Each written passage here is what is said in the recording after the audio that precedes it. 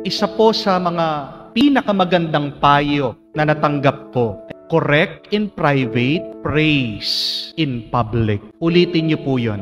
I-memorize niyo po yun. Correct in private, praise in public. Kung ikaw ay magtutuwid ng pagkakamali ng isang tao, dun sa tahimik pribado, walang ibang makakarinig kung hindi kayong dalawa at ang Diyos. Pero, kung meron naman ginawang mabuti ang isang tao, iparinig mo ito sa maraming tao. Alam po natin yung karanasan na napapahiya at wala sa atin ang may gustong napapahiya. Yun po yung punto nung payong yun.